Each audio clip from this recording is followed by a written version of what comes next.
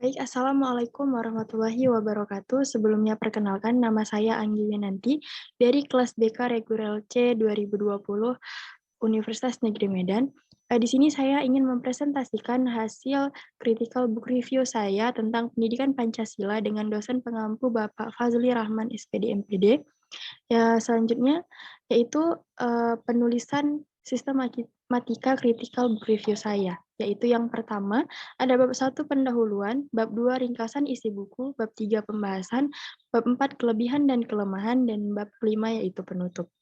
Nah, sebelum masuk ke dalam ringkasan isi buku, di sini saya ingin membacakan identitas buku yang sudah saya review, yaitu yang pertama dengan judul buku Pendidikan Pancasila dengan penulis Bapak Dr. H.M. Alwi Kaderi MPDI, penerbitnya Antasari Press dengan tebal buku 271. Dan identitas buku pembanding yaitu dengan judul Pendidikan Pancasila dan Kewarganegaraan dengan penulis Dr. Asep Sulaiman MPD dengan ISBN 9786020939414, penerbit CV Arvino Raya dengan tebal buku 163 halaman. Selanjutnya ada ringkasan isi buku. Nah, ringkasan isi buku ini saya ambil dari bab 2 yaitu tentang pengertian Pancasila, tujuan dan landasan pendidikan Pancasila. Baik, pengertian Pancasila secara etimologis, historis, dan terminologis. Nah, bila kita kaji secara ilmiah tentang fungsi dan kedudukan Pancasila, nih saya akan tampak bahwa Pancasila itu sendiri memiliki pengertian yang luas, baik dalam konteks kedudukannya sebagai dasar negara, sebagai pandangan hidup bangsa, sebagai ideologi bangsa dan negara, atau dalam konteks sebagai kepribadian bangsa, serta dalam proses terjadinya. Nah, sehingga terdapat berbagai macam terminologi yang harus kita deskripsikan secara objektif, sehingga dalam konteks pembahasan tentang pengertian Pancasila ini akan kita jumpai berbagai macam penekanan sesuai dengan kedudukan dan fungsi Pancasila tersebut, terutama dalam perumusan dan pembahasan serta yang berdasarkan sejarah atau kajian Pancasilanya. Nah, sejak masih berupa nilai-nilai yang terdapat dalam pandangan hidup bangsa hingga menjadi dasar negara, bahkan sampai pada tataran pelaksanaan dalam sejarah kenegaraan Indonesia di masa lalu, ketika Orde Lama sedang berkuasa, pada saat itu kita jumpai berbagai macam rumusan Pancasila yang berbeda-beda. Agar kita dapat memahaminya secara baik dan benar, kita harus mendeskripsikannya secara objektif sesuai dengan kedudukan dan perumusan dalam Pancasila itu sendiri. Nah, jadi pengertian Pancasila secara etimologis itu adalah bila kita lihat dari harfiah atau etimologis. Pancasila berasal dari bahasa Sanskerta atau dari India yang katanya berasal dari kasta Brahmana. Yang dapat kita jabarkan dalam kedua kata yaitu panca yang berarti 5 dan sila yang berarti dasar. Nah, sehingga Pancasila berarti 5 dasar yaitu 5 dasar negara Republik Indonesia, istilah dasar negara Republik Indonesia, dan istilah sila juga bisa berarti sebagai aturan yang melatar belakangi perilaku seseorang atau bangsa, kelakuan atau perbuatan dan menurut adab atau sopan santun. Nah, selanjutnya pengertian Pancasila secara historis. Nah, jadi masuknya Jepang di Indonesia berjalan dengan mulus dan mendapat sambutan gembira dari bangsa Indonesia. Nah, jadi karena perlakuan Jepang yang sangat ramah, bahkan ketika rakyat Indonesia diperoleh mengibarkan bendera merah putih, mengumandangkan lagu kebangsaan Indonesia, sehingga rakyat Indonesia mengira bahwa Jepang membebaskan mereka dari belenggu penjajahan bangsa Belanda. Selanjutnya pengertian Pancasila secara terminologis. Nah, dengan diproklamasikannya kemerdekaan Republik Indonesia pada tanggal 17 Agustus 1945, maka lahirlah negara Republik Indonesia. Kemudian pada tanggal 18 Agustus 1945 dilanjutkan dengan sidang PPKI tersebut sebagai sarana untuk melengkapi alat-alat kelengkapan negara yang telah merdeka. Dalam sidang tersebut telah berhasil mengesahkan Undang-Undang Dasar Negara Republik Indonesia yang selanjutnya dikenal dengan Undang-Undang 1945. Nah, selanjutnya ada tujuan pendidikan Pancasila.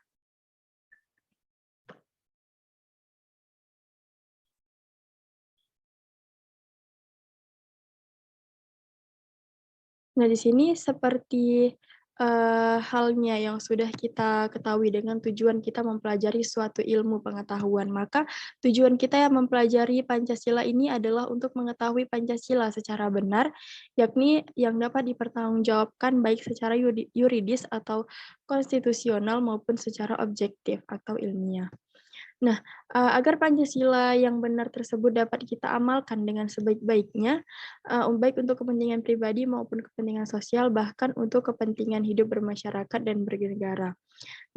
Agar Pancasila yang benar tersebut setelah, kita amalkan, selanjutnya kita amankan agar jiwa semangatnya atau perumusan dan sistematikanya yang sudah benar tersebut tidak dapat diubah-ubah lagi, apalagi dihapuskan atau diganti oleh isme-isme lainnya. Yang ketiga adalah landasan pendidikan Pancasila. Nah, berdasarkan SK Direktur Jenderal Pendidikan Tinggi nomor 265,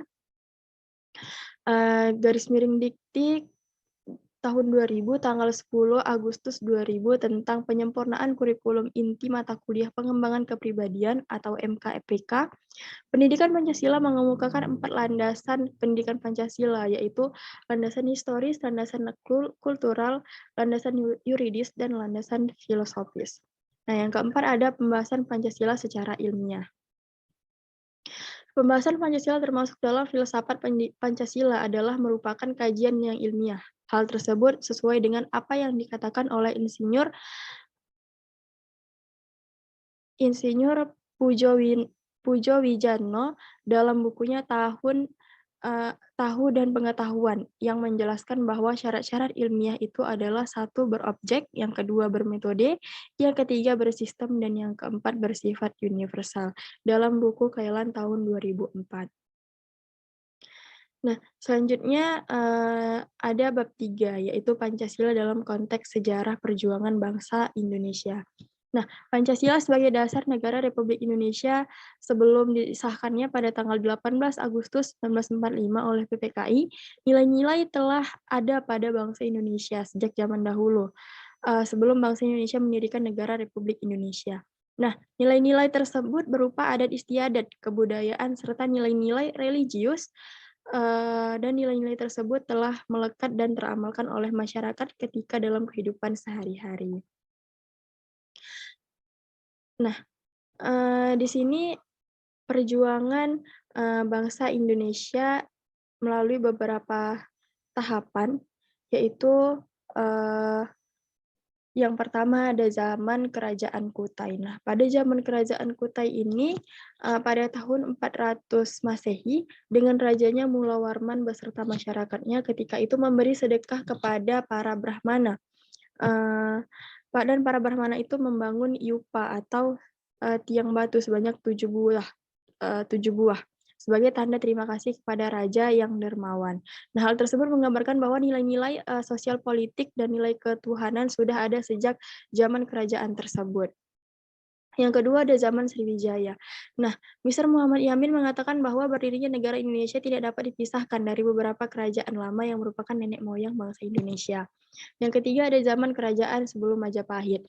Nah, sebelum lahirnya kerajaan Majapahit di Jawa Tengah dan Jawa Timur telah muncul beberapa istilah, kerajaan secara silih berganti, seperti yang pertama zaman Sriwijaya di bawah, Wangsa Sailendra dengan kebercikan kedatuan. Yang kedua negara, berkebangsaan zaman Majapahit dengan bercirikan keprabuan. Yang kedua tahap tersebut merupakan negara Indonesia Lama, dan tahap ketiga adalah negara kebangsaan modern, yaitu negara Indonesia Merdeka atau sekarang dengan negara Republik Indonesia yang diproklamasikan pada tanggal 17 Agustus 1945.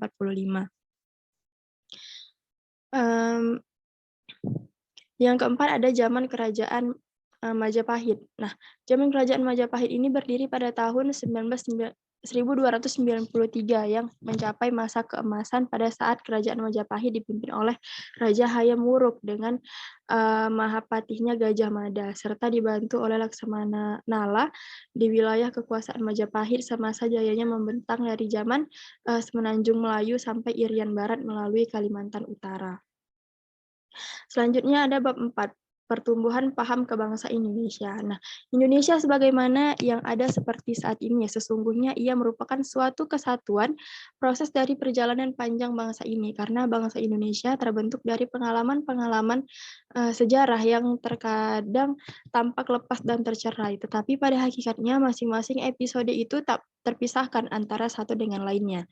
Ada benang merah yang menghubungkan antara penggalan-penggalan sejarah tersebut.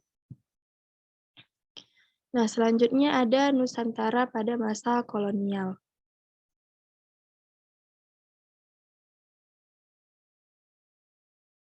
Nah, masa prakolonial ini berlangsung sekitar abad ke-15 sampai ke-17. Nah, nama Indonesia juga belum dikenal di kawasan Asia Tenggara.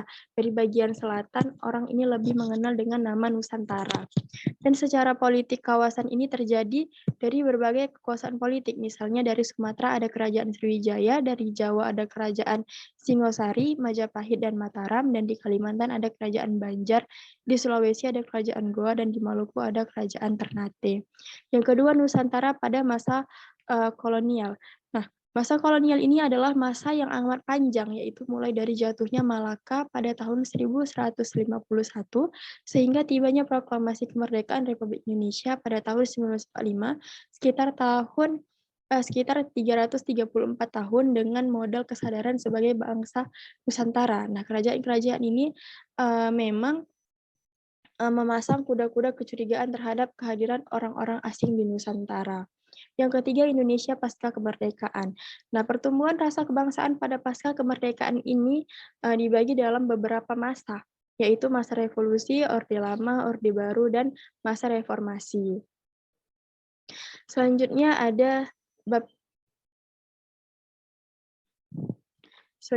bab pembahasan. Nah, pada bab pembahasan ini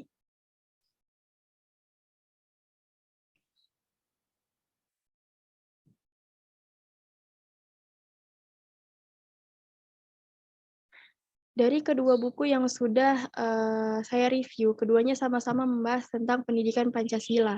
Nah, pembahasan kedua buku tersebut tidak jauh berbeda. Materi-materinya juga dalam kedua buku sama seperti pengertian Pancasila, Pancasila sebagai dasar negara, Pancasila sebagai konteks perjuangan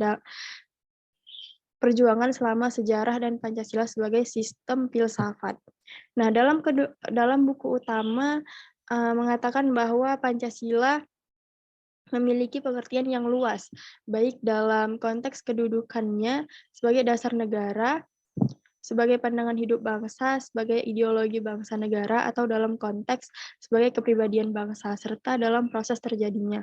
Nah, sedangkan dalam buku kedua, mendefinisikan bahwa Pancasila adalah dasar filsafat bangsa Indonesia yang secara resmi dipisahkan oleh PPKI pada tanggal 18 Agustus 1945 dan tercantum dalam pembukaan Undang-Undang Dasar 1945.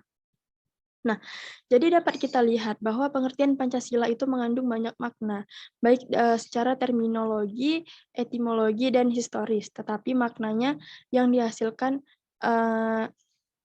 oleh Pancasila sebagai dasar negara Republik Indonesia.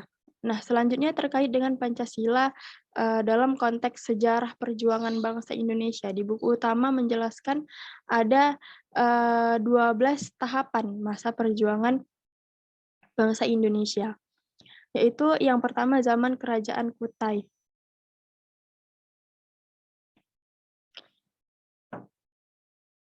Yang kedua zaman Sriwijaya, yang ketiga zaman kerajaan-kerajaan sebelum Majapahit, yang keempat kerajaan Majapahit, yang kelima zaman penjajahan, kebangkitan nasional, zaman penjajahan Jepang, masa sidang BPUPKI, proklamasi kemerdekaan Indonesia, dan sidang PPKI, kemerdekaan masa setelah proklamasi, masa Orde Baru, masa reformasi.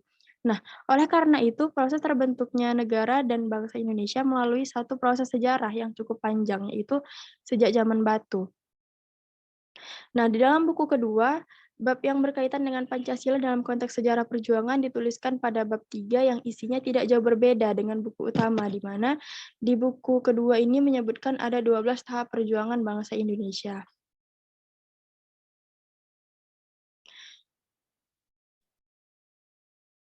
Nah, selanjutnya pembahasan tentang Pancasila merupakan sistem filsafat, di mana pada buku utama dan buku kedua ini saling berkaitan, bahwa filsafat adalah suatu kata yang mengandung makna cinta atau kebijaksanaan terhadap bangsa.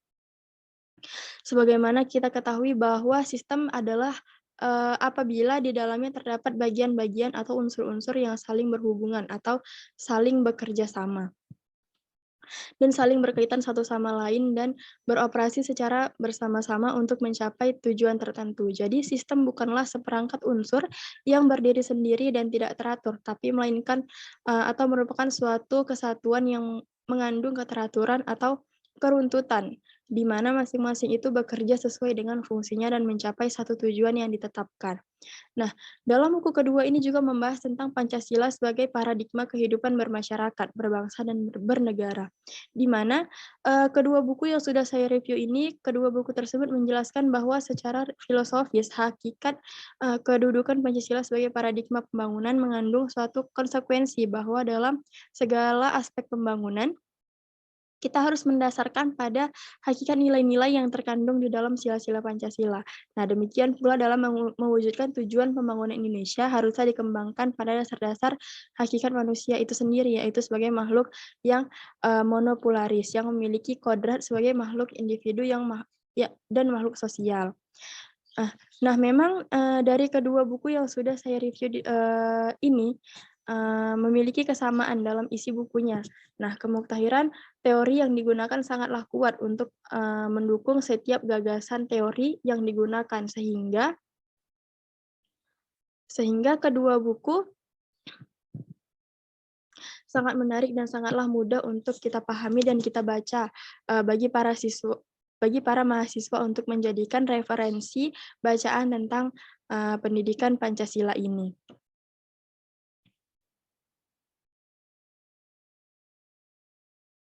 Nah, kaitan Pancasila dengan pendidikan yaitu apabila kita hubungkan fungsi Pancasila dengan sistem pendidikan ditinjau dari filsafat pendidikan, maka Pancasila merupakan pandangan hidup bangsa yang menjiwai dalam kehidupan sehari-hari. Karena itu sistem pendidikan nasional Indonesia wajar apabila dijiwai.